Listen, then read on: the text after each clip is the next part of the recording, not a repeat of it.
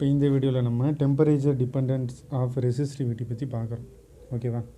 அப்போ ரெசிஸ்டிவிட்டி பற்றி நம்ம ஏற்கனவே படிச்சிருக்கோம். ரெசிஸ்டிவிட்டி வந்து ஒரு மெட்டீரியலோட ரெசிஸ்டிவிட்டி ஒவ்வொரு மெட்டீரியலுக்கும் ஒரு பர்டிகுலர் ரெசிஸ்டிவிட்டி வேல்யூ இருக்கும். ஓகேவா? அது டைமென்ஷனை பொறுத்ததில்லை, மெட்டீரியலை பொறுத்ததுங்கிறது நம்மளுக்கு தெரியும். ஆனால் ரெசிஸ்டன்ஸ் வந்து டைமென்ஷனை பொறுத்து மாறும். அதோட லென்த்தோ ஏரியாவோ சேஞ்ச் ஆகும்போது ரெசிஸ்டன்ஸ் சேஞ்ச் ஆகும், பட் ரெசிஸ்டிவிட்டி மாறாது. பட் இந்த ரெசிஸ்டிவிட்டி எதை பொறுத்து மாறும் அப்படின்னா டெம்பரேச்சரை பொறுத்து மாறும். அப்போ நம்ம ரெசிஸ்டிவிட்டிக்கு ஒரு டேபிள் படிச்சிருப்போம். காப்பரோட ரெசிஸ்டிவிட்டி என்ன, அயனோட ரெசிஸ்டிவிட்டி என்ன, சில்வரோடது என்ன, இதெல்லாம் படிக்கும்போது எல்லாமே 20 டிகிரி செல்சியஸில் அதோட ரெசிஸ்டிவிட்டி வேல்யூ நம்ம புக்கில் கொடுத்துருப்பாங்க. ஓகேவா? இப்போ அந்த டெம்பரேச்சர் இன்க்ரீஸ் ஆக ரெசிஸ்டிவிட்டி என்ன ஆகும்? இன்க்ரீஸ் ஆகுமா, டிக்ரீஸ் ஆகுமா? அப்போ இன்க்ரீஸ் ஆகுனா எல்லா மெட்டீரியலுக்கும் இன்க்ரீஸ் ஆகுமா? For example conductor, insulator, semiconductor, இப்படி ஒவ்வொரு டைப்ஸ் ஆஃப் மெட்டீரியல்லையும் ரெசிஸ்டிவிட்டி டெம்பரேச்சரை எப்படியெல்லாம் டிபெண்ட் பண்ணி இருக்குது அப்படிங்கிறத தான் இந்த வீடியோவில் நம்ம பார்க்க போகிறோம். ஓகேவா? சரி, இப்போ இங்கே நம்ம இந்த டெம்பரேச்சருக்கும் ரெசிஸ்டிவிட்டிக்கும் இடையில் இருக்கிற ரிலேஷன் அது எப்படிலாம் அதை டிபெண்ட் பண்ணி இருக்குங்கிறத நம்ம ஒரு ரிலேஷன் மூலியமாக நம்ம கொண்டு வர்றோம். அந்த ரிலேஷன் என்ன அப்படின்னா ρT. ஓகேவா? இந்த ρTங்கிறது ரெசிஸ்டிவிட்டி ஒரு பர்டிகுலர் டெம்பரேச்சரில், நம்மளுக்கு எந்த டெம்பரேச்சரில் அதோட ரெசிஸ்டிவிட்டி வேணுமோ அதை ρTன்னு எடுத்துக்கிறோம். ρT is equal to ρ0. ஓகேவா? ρ0ங்கிறது ஒரு ரெஃபரன்ஸ் ஸ்டேட்டில் அல்லது 0 டிகிரியில், நம்ம எப்போவுமே 0 டிகிரின்னு எடுக்க மாட்டோம், 20 டிகிரியில் அதோட ரெசிஸ்டன்ஸ் வந்து ρ0. ஓகேவா? Into 1 + alpha T minus T0. அப்போ இந்த ரிலேஷனை யூஸ் பண்ணி நம்ம ஒரு மெட்டீரியலோட ரெசிஸ்டிவிட்டி டெம்பரேச்சரை பொறுத்து எப்படிலாம் மாறும் அப்படிங்கிறத நம்ம கண்டுபிடிக்கலாம். ஓகேவா? இப்போ நம்ம எடுத்துக்கிறது கண்டக்டர்னு வச்சுக்கோங்களேன். கண்டக்டரில் டெம்பரேச்சர் இன்க்ரீஸ் ஆக ரெசிஸ்டிவிட்டி என்ன ஆகும் அப்படின்னா இன்க்ரீஸ் ஆகும். ஓகேவா? அப்போ இந்த ரிலேஷனில் நம்ம அதை கண்டுபிடிக்கிறோம். இப்போ ஃபார் எக்ஸாம்பிள் நம்மளுக்கு 20 டிகிரியில் இப்போ நம்ம காப்பர் எடுத்துக்கிறோம்னு வச்சுக்கோங்களேன். காப்பரோட ரெசிஸ்டிவிட்டி தெரியும், 20 டிகிரி செல்சியஸில் என்னங்கிறது நம்மளுக்கு தெரியும். அதுதான் நம்மளோட T0. அப்போ டெம்பரேச்சர் T0ங்கிறது என்னது? 20 டிகிரி செல்சியஸ். 20 டிகிரியில் அதோட ரெசிஸ்டிவிட்டி தான் என்னது? ρ0. ஓகேவா? இப்போ நம்மளுக்கு 40 டிகிரியில் அதோட ரெசிஸ்டிவிட்டி எவ்வளோன்னு வேணும்னு வச்சுக்கோங்களேன். இப்போ அந்த 40 தான் என்னது? T. ஓகேவா? அப்போ இந்த டெம்பரேச்சரில் தான் நம்மளுக்கு ரெசிஸ்டிவிட்டி வேல்யூ வேணும். அப்போ அந்த 40 டிகிரியில் அதோட ரெசிஸ்டிவிட்டியை தான் நம்ம என்னென்னு எடுத்துக்கிறோம்? ρT. ஓகேவா? அப்போ இந்த ஆல்ஃபாங்கிறது என்ன அப்படின்னா இதுதான் ரொம்ப முக்கியம். இதிலேருந்து தான் இந்த ரிலேஷனை நம்ம கொண்டு வர்றோம். சொல்லப்போனால் நம்ம ரிவர்ஸில் தான் இதை பார்க்குறோம். அப்போ இங்கே ஆல்ஃபாங்கிறது என்ன அப்படின்னா டெம்பரேச்சர் கோஎஃபிஷியன்ட் ஆஃப் ரெசிஸ்டிவிட்டி. இந்த ஆல்ஃபாங்கிறது என்ன அப்படின்னா டெம்பரேச்சர் கோஎஃபிஷியன்ட் ஆஃப் ரெசிஸ்டிவிட்டி. ஓகேவா? அப்போ இதை வந்து நம்ம ஆல்ஃபாங்கிற சிம்பலில் சொல்கிறோம். அப்போ இதோட யூனிட் வந்து என்னது அப்படின்னா பர் டிகிரி செல்சியஸ். இதோட யூனிட் வந்து பர் டிகிரி செல்சியஸ் அல்லது கெல்வின் பவர் -1, K பவர் -1. சரி, இப்போ இந்த டெம்பரேச்சர் கோஎஃபிஷியன்ட் ஆஃப் ரெசிஸ்டிவிட்டியை நம்ம எப்படி டிஃபைன் பண்ணலாம் அப்படின்னா அப்போ இதே ஈக்குவேஷன் நம்ம மாற்றி எழுதலாமே. அப்போ ஆல்ஃபா இஸ் ஈக்குவல் டு என்ன வரும்? ρT minus ρ0. ஓகேவா? சரி, இப்போ இங்கேருந்தே நம்ம ஸ்டார்ட் பண்ணுவோம். இந்த இதை ρT இஸ் ஈக்குவல் டு இந்த ρ0 உள்ளே பெருக்கும். ρ0 plus ρ0 alpha T minus T0 இது மாதிரி எழுதலாமா? அப்போ இங்கே என்ன வந்துடும்? இந்த ρ0 இந்த சைடு கொண்டு வந்துடும். அப்போ ρT minus ρ0 is equal to ρ0 alpha T minus T0. அப்போ நம்மளுக்கு ஆல்ஃபா தான் வேணும் அப்படின்னா alpha is equal to ρT minus ρ0 divided by ρ0 into T minus T0. அப்போ இந்த ρT மைனஸ் ρ0ங்கிறது நம்ம என்னென்னு எழுதலாம்? டெல் ரோன்னு எழுதலாம். ஓகேவா? அப்போ டெல் ரோங்கிறது என்ன? Change in resistivity divided by ρ0 into T minus T0 என்னென்னு எழுதலாம்? Change in temperature. ஓகேவா? அப்போ ஆல்ஃபாவுக்கு நம்மளுக்கு என்ன ரிலேஷன் கிடைக்கிது? அப்போ alpha is equal to del rho divided by ρ0 into del T. அப்போ இது நம்மளுக்கு என்ன, இதுலேருந்து நம்மளுக்கு என்ன தெரியுது அப்படின்னா அப்போ இந்த டெம்பரேச்சர் கோஎஃபிஷியன்ட் ஆஃப் ரெசிஸ்டிவிட்டியை நம்ம எப்படி டிஃபைன் பண்ணுறோம் அப்படின்னா சேஞ்ச் இன் ரெசிஸ்டிவிட்டி. ஓகேவா? அப்போ டெம்பரேச்சர் கோஎஃபிஷியன்ட் ஆஃப் ரெசிஸ்டிவிட்டிங்கிறது என்ன? ஒரு ரேஷியோ. எதுக்கு இடையில இருக்கிற ரேஷியோ அப்படின்னா, டெம்பரேச்சர் இன்க்ரீஸ் ஆக அல்லது டெம்பரேச்சரில் சேஞ்ச் ஆக ரெசிஸ்டிவிட்டி எவ்வளோ சேஞ்ச் ஆகுதுங்கிறதுக்கும் ஒரு ரெஃபரன்ஸ் ஸ்டேட்டில் அதோட ரெசிஸ்டிவிட்டிக்கும் இடையில இருக்கிற ரேஷியோ. அப்போ அதை எப்படி வேர்ட்ஸில் கரெக்டாக சொல்லலாம் அப்படின்னா, it is defined as the ratio of increase in resistivity. இது நம்ம கண்டக்டர்னு எடுத்துக்கிறதுனால நம்ம இன்க்ரீஸுங்கிற வேர்டு யூஸ் பண்ணுறோம். ஓகேவா? ஏன்னா இங்கே நம்ம எடுத்துக்கிட்டது காப்பர் அப்படின்னா, அப்போ இது கண்டக்டரில் டெம்பரேச்சர் இன்க்ரீஸ் ஆக ரெசிஸ்டிவிட்டி இன்க்ரீஸ் ஆகும். அப்போ இங்கே இந்த டெம்பரேச்சர் 1 டிகிரி இன்க்ரீஸ் ஆகும்போது, ஓகேவா, ரெசிஸ்டிவிட்டி எவ்வளோ இன்க்ரீஸ் ஆகுமோ அதை தான் நம்ம என்னென்னு சொல்கிறோம் அப்படின்னா increase in resistivity per degree rise. அதுக்கும் resistivity at T0 degree Celsius. T0 degree செல்சியஸில் அதோட ரெசிஸ்டிவிட்டி அதானே ரோ நாட், அந்த ரோ நாட்டுக்கும் ஒரு டெம்பரேச்சர் 1 டிகிரி ரைஸ் ஆனதுனால, 1 டிகிரியில் சம் டிகிரிஸ் அது வந்து ரைஸ் ஆகிறதுனால ரெசிஸ்டிவிட்டி எவ்வளவு இன்க்ரீஸ் ஆகுது. ஓகேவா? இல்லை நம்ம இதை 1 டிகிரின்னு கூட யூனிட்டாக கூட எடுத்துக்கலாம், தப்பு இல்லை. அப்போ பர் டிகிரி டெம்பரேச்சர் ரைஸ் ஆகும்போது ரெசிஸ்டிவிட்டி எவ்வளவு ரைஸ் ஆகுதுங்கிறதுக்கான அதுக்கும் T0 டிகிரியில் ரெஃபரன்ஸ் ஸ்டேட்டில் அதோட ரெசிஸ்டிவிட்டிக்கும் இடையில இருக்கிற ரேஷியோ தான் என்னது அப்படின்னா டெம்பரேச்சர் கோஎஃபிஷியன்ட் ஆஃப் ரெசிஸ்டிவிட்டி. இதோட யூனிட் வந்து என்னது அப்படின்னா பர் டிகிரி செல்சியஸ். நம்மளுக்கு தெரியும் இங்கேயே ரெசிஸ்டிவிட்டி. ஸோ இதோட யூனிட் இது ரெண்டும் கேன்சல் ஆயிரும். அப்போ இங்கே பேலன்ஸ் இருக்கிறது என்னது 1 டெம்பரேச்சர். ஓகேவா? அப்போ நம்மளுக்கு 1 டிகிரி செல்சியஸ் அல்லது 1 கெல்வின் அல்லது கெல்வின் பவர் -1. அப்போ ஆல்ஃபாவோட வேல்யூ கண்டக்டர்ஸுக்கு எப்படி இருக்குது அப்படின்னா பாசிட்டிவாக இருக்குது. பாசிட்டிவ்னா என்ன அர்த்தம்? அப்போ டெம்பரேச்சர் இன்க்ரீஸ் ஆக ரெசிஸ்டிவிட்டி என்னாகும்? இன்க்ரீஸ் ஆகும். ஏன் இன்க்ரீஸ் ஆகுது அப்படின்னா நம்மளுக்கு தெரியும் டெம்பரேச்சர் இன்க்ரீஸ் ஆனால் அந்த எலக்ட்ரான்ஸோட கைனெட்டிக் எனர்ஜி இன்க்ரீஸ் ஆகும். வயரில் இருக்கிற எலக்ட்ரான்ஸோட அந்த ஆட்டம்ஸில் இருக்கிற கைனெட்டிக் எனர்ஜி இன்க்ரீஸ் ஆகும். அது நம்ம ஏற்கனவே 11th படித்தது தான். அப்போ அந்த கைனெட்டிக் எனர்ஜி இன்க்ரீஸ் ஆகும்போது அந்த எலக்ட்ரான்ஸ் என்னாகும் அப்படின்னா ஒன்று கொலைட் ஆகிறது அதிகமாகும். ஓகேவா? அப்போ அது ரொம்ப கொலைட் ஆகும்போது அங்கே கொலிஷன் அதிகமாக நடக்கும் பொழுது அப்போ அதுதான் என்னது ரெசிஸ்டிவிட்டிக்கான ரீசன்.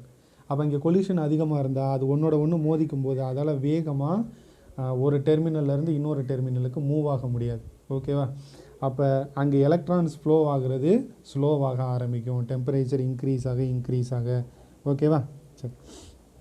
அப்போ இதுக்கு நம்ம ஒரு கிராஃப் வரைஞ்சோம் அப்படின்னா, அதாவது டெம்பரேச்சருக்கும் ரெசிஸ்டிவிட்டிக்கும் நம்ம ஒரு கிராஃப் வரைஞ்சோன்னு வச்சுக்கோங்களேன். லோ டெம்பரேச்சரில் ரெசிஸ்டிவிட்டியோட வேல்யூ நான் லீனியராக இருக்கும். ஓகேவா? டெம்பரேச்சரோட ரேஞ்ச் ஒரு மேக்ஸிமம் ரேஞ்சாக இருக்கும்போது, ஒரு வைட் ரேஞ்சாக இருக்கும்போது அது எப்படி இருக்கும் அப்படின்னா லீனியராக இருக்கும். அப்போ இது வந்து என்னது லோ டெம்பரேச்சர்ஸில் அது வந்து நான் லீனியராக இருக்குது. அதுவே டெம்பரேச்சர் அதிகமாக ரெசிஸ்டிவிட்டி அதிகமாகிற ரேட் வந்து அதுக்கப்புறம் எப்படி இருக்குது? லீனியராக இருக்குது. 0 டிகிரி செல்சியஸில் அப்சல்யூட் 0, அதாவது 0 கெல்வினில் அந்த ரெசிஸ்டிவிட்டியோட வேல்யூ இப்படியே வந்து ஒரு ஃபைனைட் வேல்யூவாக இருக்கும். சரியா? இது ஒரு மெட்டீரியலுக்கு. ஓகேவா? அப்போ ஒரு கண்டக்டர்ஸ் மாதிரியான மெட்டீரியல்ஸில் லோ டெம்பரேச்சரில் ரெசிஸ்டிவிட்டி வந்து எப்படி இருக்குது அப்படின்னா நான் லீனியராக இருக்குது, ஒரு கர்வ் மாதிரி. ஓகே, ஒரு பேரபோலிக் கர்வ் மாதிரி இருக்குது. பட் டெம்பரேச்சர் ரொம்ப அதிகமாக இருக்கும்போது அது எப்படி இருக்குது? லீனியராக. ஓகேவா? அப்போ டெம்பரேச்சர் இன்க்ரீஸ் ஆக அந்த ரெசிஸ்டிவிட்டியோட வேல்யூ எப்படி இருக்குது? கிராஜுவலாக இன்க்ரீஸ் ஆகிட்டே இருக்குது. ஓகேவா? அப்போ 0 கெல்வினில் அப்சல்யூட் டெம்பரேச்சரில், ஓகேவா, அப்சல்யூட் 0ல் அது வந்து ஒரு ஃபைனைட் வேல்யூவாக வந்து நிற்கும். ரெசிஸ்டிவிட்டியோட வேல்யூ 0 ஆகிடாது, ஒரு ஃபைனைட் வேல்யூவாக இருக்கும். சரியா? அதை கூட நம்ம சில கேசஸில் என்னென்னு எடுத்துக்கலாம்? ரோ நாட்டாக எடுத்துக்கலாம். ஆனால் நம்ம ப்ராக்டிக்கல் கேசஸில் நம்ம ரோ நாட்டுன்னு எடுத்துக்கிறது எல்லாமே எவ்வளவு 20 டிகிரி செல்சியஸில் எவ்வளவு ரெசிஸ்டிவிட்டியோ அதை தான் நம்ம வந்து என்னென்னு எடுத்துப்போம்? ரோ நாட்டுன்னு எடுத்துப்போம். ஓகேவா? சரி. அப்போ நம்மளுக்கு தெரியும், நம்மளுக்கு ஏற்கனவே அந்த ஃபார்முலா படிச்சிருக்கோம். என்ன அப்படின்னா ரெசிஸ்டிவிட்டிக்கும் ரெசிஸ்டன்ஸுக்கும் இடையில் இருக்கிற ஃபார்முலா நம்மளுக்கு தெரியும். அந்த ஃபார்முலா படி நம்மளால் ஈஸியாக சொல்ல முடியும். ரெசிஸ்டன்ஸ் வந்து ரெசிஸ்டிவிட்டிக்கு டைரக்ட்லி ப்ரொபோர்ஷனல். ஆமாவா இல்லையா? ரெசிஸ்டன்ஸ் வந்து என்னது? ரெசிஸ்டிவிட்டிக்கு நம்மளுக்கு அந்த ஃபார்முலா தெரியும். R = ρ L/E. அப்போ இங்கே R வந்து ரெசிஸ்டிவிட்டிக்கு எப்படி இருக்குது? டைரக்ட்லி ப்ரொபோர்ஷனலாக இருக்குது. அப்போ டெம்பரேச்சர் இன்க்ரீஸ் ஆக ரெசிஸ்டிவிட்டி இன்க்ரீஸ் ஆகும் அப்படின்னா கண்டிப்பாக ரெசிஸ்டன்ஸும் என்னாகும், இன்க்ரீஸ் தான் ஆகும். அப்போ அதுக்கு நம்ம ஒரு ரிலேஷன் ஃபார்ம் பண்ணுறோம். அப்போ அந்த ரிலேஷன் வந்து நம்ம எப்படி எழுதலாம் அப்படின்னா, அப்போ ஆர்டி, அப்போ நம்மளுக்கு எந்த டெம்பரேச்சரில் ரெசிஸ்டன்ஸ் வேணுமோ அதை ஆர்டின்னு எடுத்துக்கலாம். அப்போ R T is equal to R0 1 + alpha T - T0. அங்கே எங்கெல்லாம் ரெசிஸ்டிவிட்டி போட்டோமோ அங்கெல்லாம் இப்போ என்ன பண்ணுறோம், ரெசிஸ்டன்ஸ் போட்டுக்கிறோம், அவ்வளோதான். ஓகேவா? அப்போ இதுக்கு நம்ம ஒரு ரிலேஷன் ஃபார்ம் பண்ணும்போது நம்மளுக்கு என்ன கிடைக்கும், டெம்பரேச்சர் கோஎஃபிஷியன்ட் ஆஃப் ரெசிஸ்டன்ஸ் கிடைக்கும். ஓகேவா? அதையும் நம்ம ஆல்ஃபானே சொல்லலாம். அப்போ ஆல்ஃபா இஸ் ஈக்குவல் டு நம்மளுக்கு என்ன கிடைக்கும், முன்னே கிடைச்சது தான் அது எது, நான் கொஞ்சம் எழுதிடுறேன். ΔR / R0 × ΔT. ஓகேவா? அப்போ இது வந்து என்னது, டெம்பரேச்சர் கோஎஃபிஷியன்ட் ஆஃப் ரெசிஸ்டன்ஸ். ஓகேவா? இது மேலே நம்ம பார்த்த ஆல்ஃபா வந்து temperature coefficient of resistivity.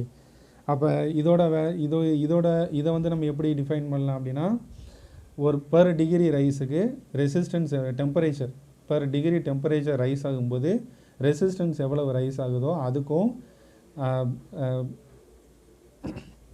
Reference கண்டிஷனில் அதோட ரெசிஸ்டன்ஸுக்கும் இடையில் இருக்கிற ரேஷியோ, அதை தான் நம்ம வந்து என்னென்னு சொல்கிறோம், alpha temperature coefficient of resistance அப்படின்னு நம்ம சொல்கிறோம். ஓகேவா? இப்போ நம்ம கண்டக்டர்ஸுக்கு பார்த்துட்டோம். இப்போ நம்ம பார்க்க போகிறது வந்து செமிகண்டக்டர்ஸ். அப்போ செமிகண்டக்டர் அப்படிங்கிற வேர்டை நீங்கள் இப்போ தான் ஃபஸ்ட் டைம் கேள்விப்படுவீங்க. செமிகண்டக்டர் அப்படிங்கிறது என்ன அப்படின்னா, அது நார்மல் அல்லது லோ டெம்பரேச்சர்ஸில் அது வந்து எப்படி இருக்கும் அப்படின்னா, செமிகண்டக்டர்ஸ் லோ டெம்பரேச்சர்ஸில் அது எல்லாமே இன்சுலேட்டர்ஸாக இருக்கும். ஓகேவா? அதெல்லாம் கரண்ட்டை கண்டக்ட் பண்ணாது. பட் டெம்பரேச்சர் இன்க்ரீஸ் ஆக அதெல்லாம் கரண்ட்டை கண்டக்ட் பண்ண ஆரம்பிக்கும். ஏன் அப்படின்னா, அப்போ லோ டெம்பரேச்சரில் அந்த எலக்ட்ரான்ஸ் வெளியே வர்றதுக்கு தேவையான எனர்ஜி அதுக்கிட்ட இல்லை. ஓகேவா? நம்ம எக்ஸ்டர்னலாக கொடுக்க முடியல. பட் டெம்பரேச்சர் அதிகமாக கொடுக்க அந்த எலக்ட்ரான்ஸ் அந்த எனர்ஜியை கெயின் பண்ணிக்கிட்டு அதால் என்ன பண்ண முடியும், ஃப்ரீ எலக்ட்ரானை வெளியே வர முடியும். அப்போ டெம்பரேச்சர் அதிகமாகிறதுனால அங்கே அதோட ரெசிஸ்டிவிட்டி என்னாகும், குறையும் செமிகண்டக்டர்ஸில். ஸோ அதோட கண்டக்டிவிட்டி அதிகமாக இருக்கும். அப்போ ஆல்ஃபாவோட வேல்யூ செமிகண்டக்டர்ஸுக்கு எப்படி இருக்கும் அப்படின்னா நெகட்டிவ். அப்போ நெகட்டிவ்னா என்ன அர்த்தம், டெம்பரேச்சர் அதிகமாக அங்கே ரெசிஸ்டிவிட்டி குறையும். ஓகேவா? சரி, அப்போ அதுக்கு நம்ம ஒரு கிராஃப் வரைஞ்சோம் அப்படின்னா, டெம்பரேச்சருக்கும் ரெசிஸ்டிவிட்டிக்கும் செமிகண்டக்டர்ஸுக்கு நம்ம ஒரு கிராஃப் வரைஞ்சோன்னு வச்சுக்கோங்களேன். அப்போ டெம்பரேச்சர் இன்க்ரீஸ் ஆக அதோட ரெசிஸ்டிவிட்டி வேல்யூ என்ன ஆகிட்டே வரும், டிக்ரீஸ் ஆகிட்டே வரும், குறைஞ்சிக்கிட்டே வரும். ஓகேவா? சரி, அப்போ நம்மளுக்கு இந்த செமிகண்டக்டர்ஸ் பற்றி நம்ம 9th யூனிட்டில் படிப்போம். சரியா? ஜெர்மானியம், சிலிக்கான் இதெல்லாம் பற்றி படிப்போம். ஏன்னா அதுதான் டயோடு, இந்த டிரான்சிஸ்டர், இருமல் இதில் எல்லாம் நம்ம அதிகமாக யூஸ் பண்ணுறோம். இப்போ இதில் சும்மா ஒரு ஷார்ட்டாக நம்ம இதை மட்டும் நம்ம தெரிஞ்சுக்கிட்டால் போதும். ஓகேவா?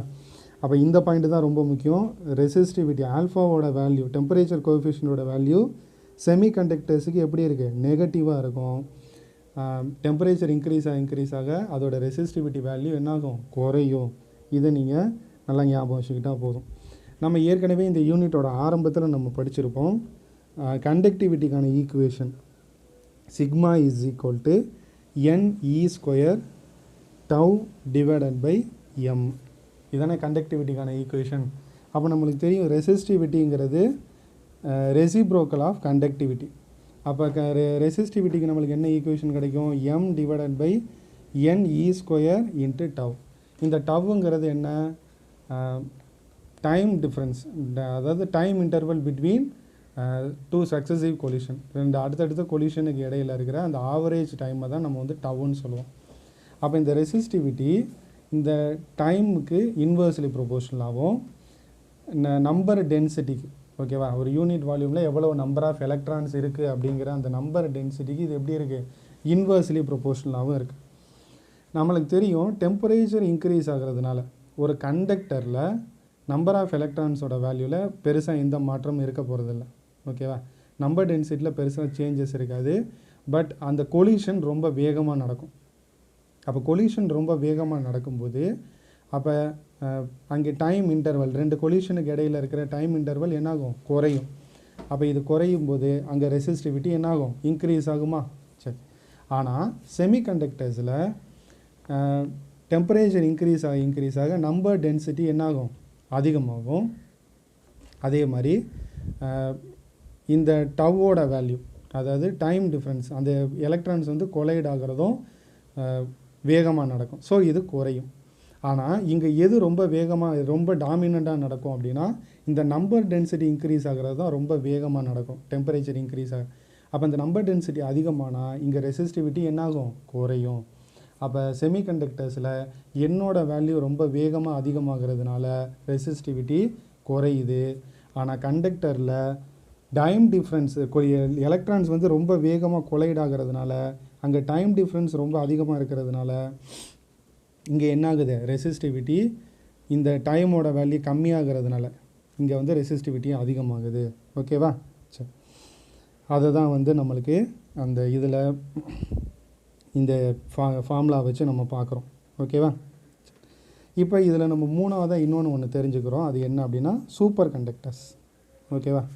இந்த சூப்பர் கண்டக்டர்ஸுங்கிறது என்ன அப்படின்னா, இப்போ இந்த டெம்பரேச்சர், இந்த ஒரு மெட்டீரியலோட டெம்பரேச்சர் நம்ம குறைச்சிக்கிட்டே வந்தோம்னு வச்சுக்கோங்களேன், அப்போ அதோட ரெசிஸ்டிவிட்டி குறைஞ்சிக்கிட்டே வரும்.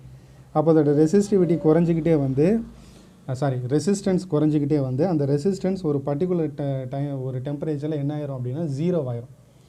அப்போ எந்த டெம்பரேச்சரில் ஒரு மெட்டீரியலோட ரெசிஸ்டன்ஸ் 0 ஆகுதோ அந்த டெம்பரேச்சரை நம்ம என்னன்னு சொல்லுவோம் அப்படின்னா, அந்த டெம்பரேச்சரை கிரிட்டிக்கல் டெம்பரேச்சர் அப்படின்னு நம்ம சொல்லுவோம், அல்லது டிரான்சிஷன் டெம்பரேச்சர். ஏன் அதை டிரான்சிஷன் டெம்பரேச்சர் நம்ம சொல்கிறோம் அப்படின்னா, அப்போ தான் ஒரு மெட்டீரியல் கண்டக்டர்லேருந்து என்ன ஆகுது, சூப்பர் கண்டக்டராக மாறுது.